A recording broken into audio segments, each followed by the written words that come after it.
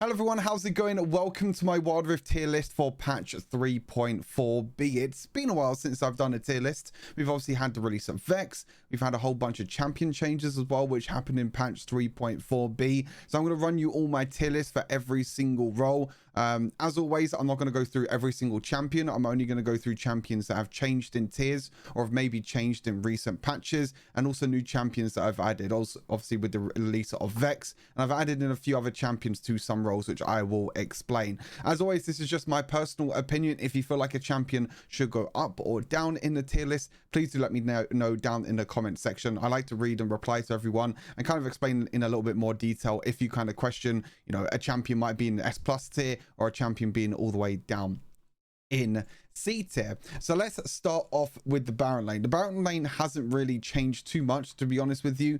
Pretty much everything has stayed the same. I don't think a lot of champions have moved that much.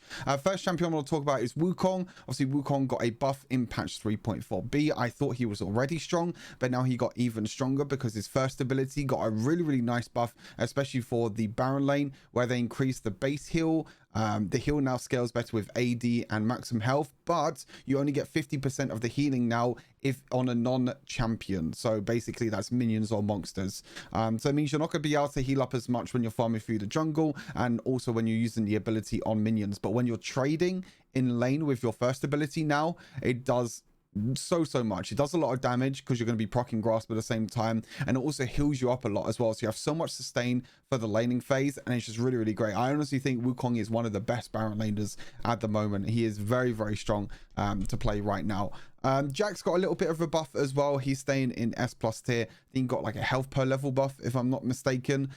So he's staying in S+ tier. Still really good champion. Once you get to like 3 items, you're basically going to be unkillable. You get like Divine Sunderer, Hole Breaker, Blade of the Rune King, items like that, and you just become a split push beast. But also he's very good during team fights because he basically becomes unkillable. So he is also very good. Riven as well also received a health per level buff, and is also going to be staying in S+ tier, because Riven just has so much mobility. Sorry, I had something in my eye then. Riven just has so much mobility. Her trading potential is really great with her passive as well. Every single time you auto attack after using an ability, you gain extra damage. So that's really nice. You have a stun. You have your third ability, which shields you. You also have an ultimate for the all-in potential, and you could escape ganks really easily because, as I mentioned already, you know, you're super mobile with Riven. So I think Riven is still a great champion to play. One champion that has changed though is actually Malphite. I've moved Malphite up into S tier.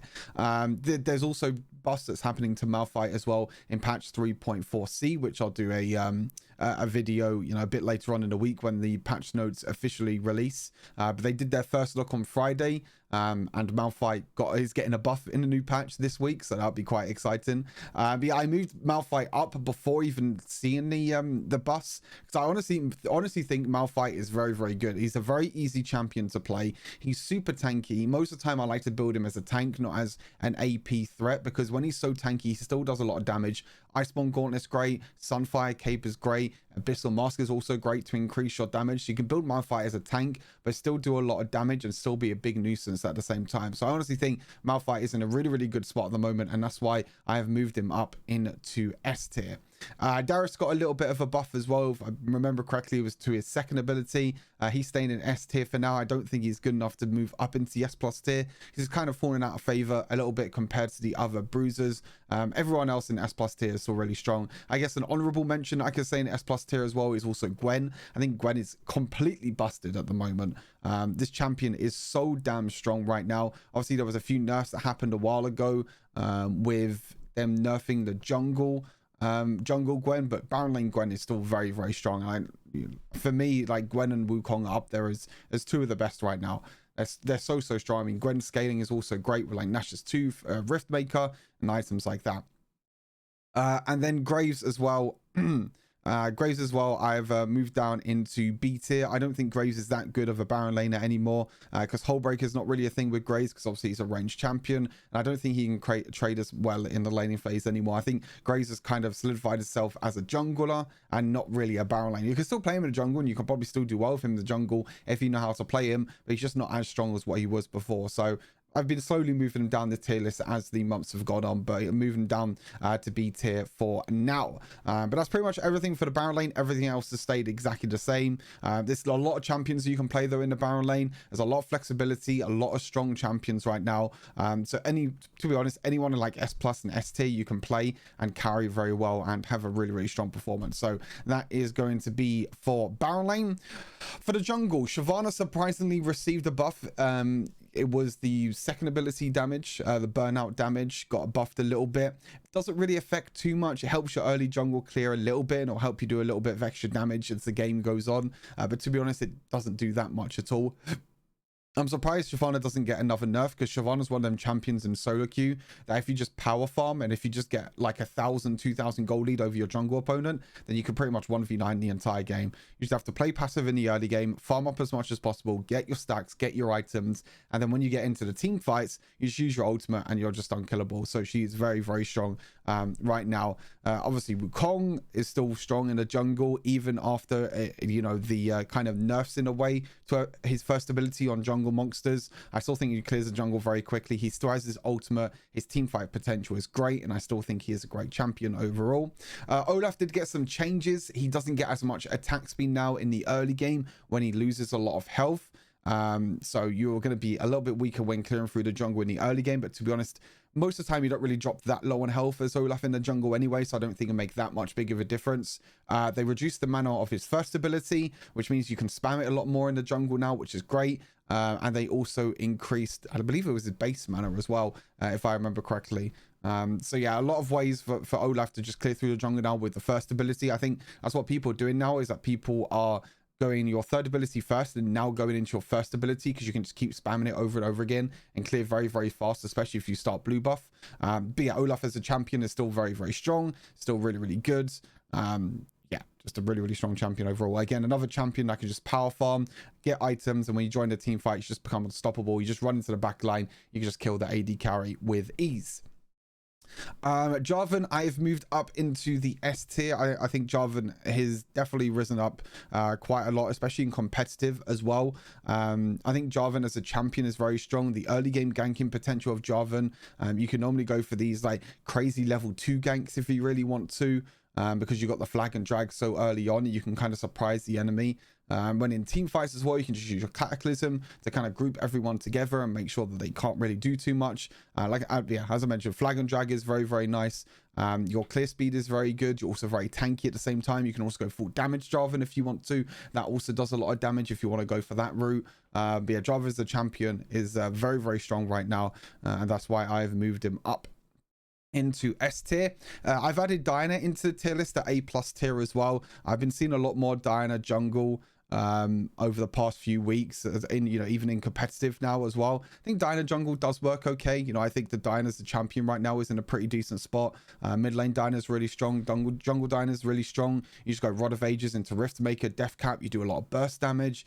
You also heal a lot as well from Riftmaker, because you're going to be dashing around in team fights a lot. So yeah, Diana jungle, really, really good. Very easy to clear. Does a lot of AoE damage as well, especially with the second ability that also shields you. You should stay healthy. You clear through the jungle very quickly. And again, another one of them champions that can kind of stay safe, because in the laning phase, she is a little bit rough because she's a melee champion. In the jungle, she can just clear the jungle really easily. She can scale really easily and then join team fights a bit later on.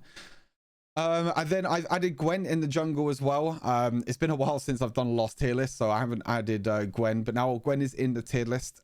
Even though she did get nerfs as well in the jungle quite a lot, I still think Gwen is a fairly good jungler, because again, the same situation where you can just power farm with Gwen, you can't clear the jungle as fast anymore because you don't get the cooldown on your third ability anymore with the extra attack speed that you get.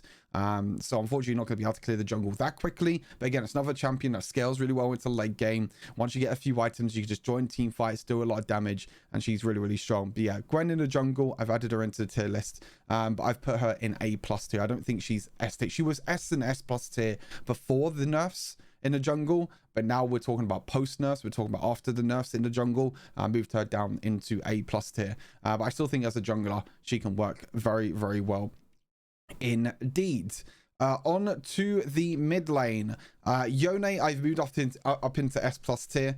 Yone is a champion right now. Is so disgusting. This champion is so broken. It's unreal. Like, even after the nerfs that he received, Yone is still completely busted. Like, I don't know. You could just easily dash in. You could do so much damage. You got your knock-ups. You got your second ability, which shields you and allows you to play so safe in the laning phase and trade really easily in the laning phase. And I don't want to talk about once he gets like 3 or 4 items, he could just one-shot anyone. I've been one-shot by Yone so many times in the AD carry and as a support. It's absolutely disgusting. So yeah, Yone, I've moved up into S plus tier. Even after the nerfs he received, his base AD went down, but his health per level went up. And then his can't remember what else it was. I think it was his ultimate damage went up, or no, it went ultimate damage went down, and then the second ability now gets reduced damage to jungle monsters, so kind of reducing Yone jungle, which I think Yone jungle is possible, but I don't think it's nearly as good as Yone in the mid lane, because Yone can just play so passive in laning phase and actually trade very well, and at the same time still be a really, really strong champion. Yasuo did receive some more buffs as well, AD per level if I'm not mistaken. So Yasuo is sitting nicely in the S tier. Haven't moved him up into S plus tier. I definitely think there are a few mid lane champions that can move up into S plus tier. Yasuo, Katarina, Irelia are probably the 3 that I can think of. Even Zed as well, when you play him correctly. All these champions are very, very good.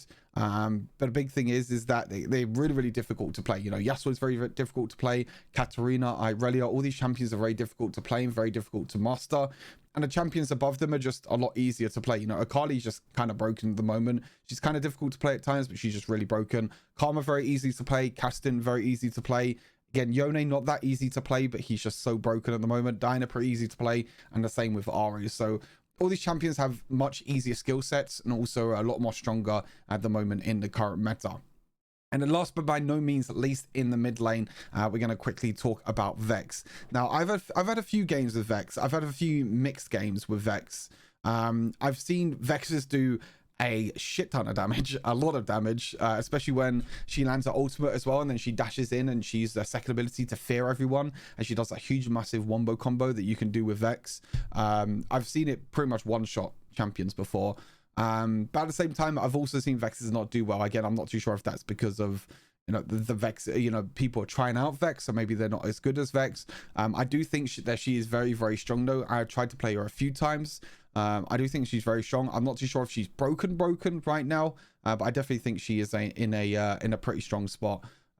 Because she's a mage that counters assassins so well.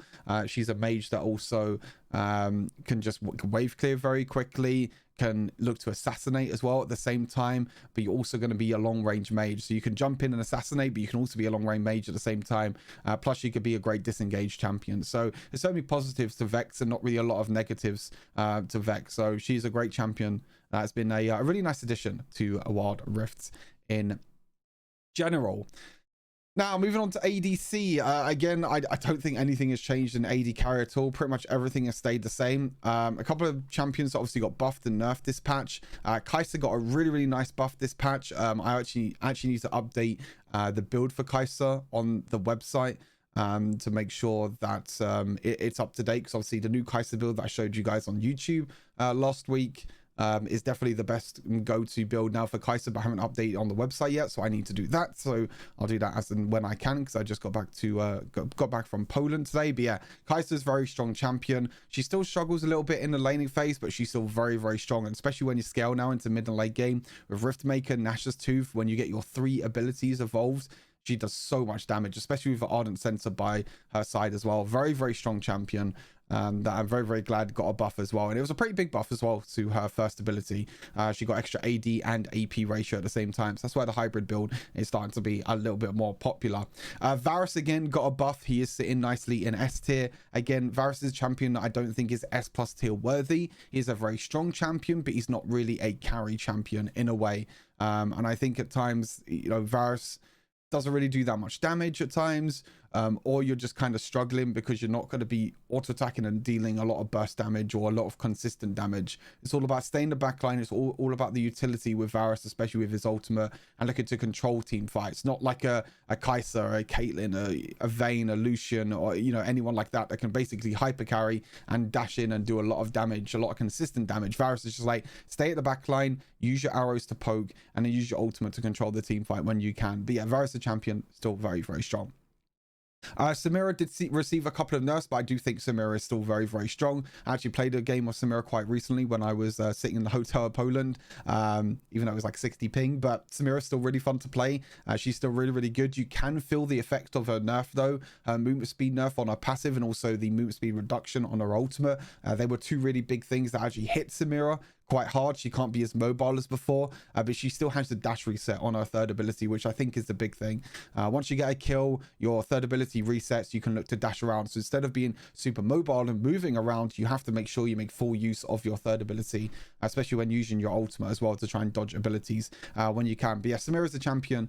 Very, very strong. Probably can move up into S+ tier, the same with like Draven, but they're both very difficult to play and very, very difficult to master. So that's why I've kept them down in S tier for now. Corki received a really, really big buff this patch. The most recent patch, Corki received an insane buff. I think it's mana per level, armor per level, mana per level. The third ability got more AD ratio. Second ability went down on cooldown. Like, he received a bunch of buffs this patch.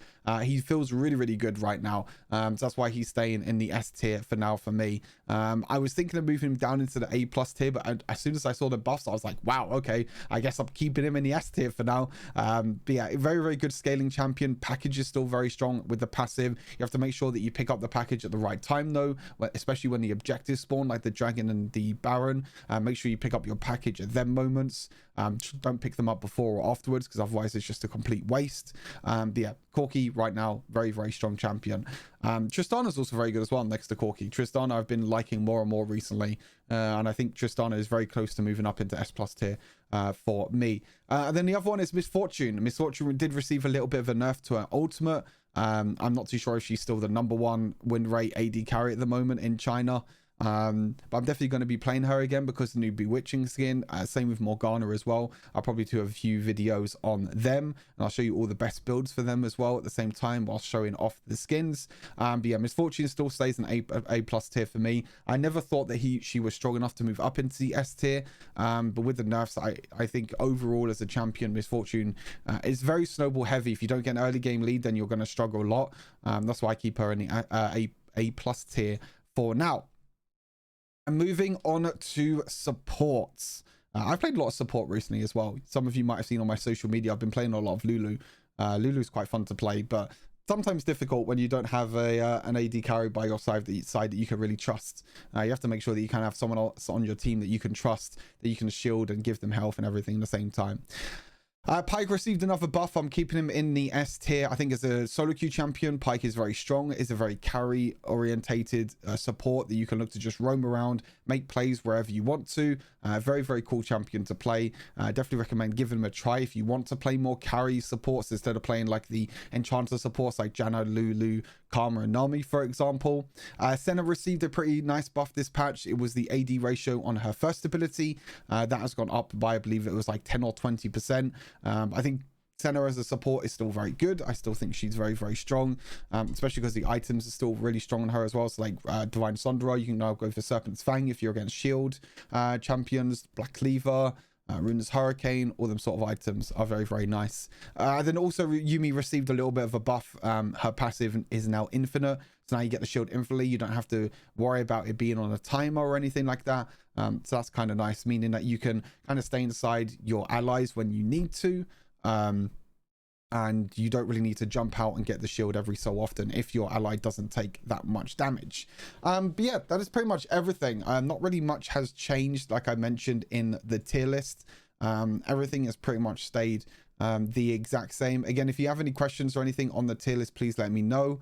Again, I'm not going to go super in depth over every single champion, especially because I've been, really, really busy this month. So I'm trying to save my voice at the same time. But I have a lot of content coming out. I've got an AP Varus video coming out very soon. As I mentioned, I'm doing Miss Fortune and Morgana as well with the new skins. You also have Supreme Cell skins, which are coming out 1st November with the loot crates. So I'll be doing a video on that. It'll be like a box opening sort of thing with the loot crates. Yeah, a lot of exciting videos coming out very, very soon. But yeah, if you enjoyed the video, make sure you leave a thumbs up. Make sure you subscribe to the channel as well. If you do want to check out Wild Rift Fire, it's the website that I've built for every single champion, including new champion Vex as well. So if you want to see a build on her, I will be doing the full guide soon, but you can see the build and everything for her here, especially with skill order. But yeah, coming soon will be the full guide, which I'll tell you tips and tricks, why you build certain items, etc, etc. So looking forward to that one. But yeah, thank you all, as I mentioned, for tuning into the video. Hope you will stay safe, take care of yourselves, and I'll see you all in the next Wilder video.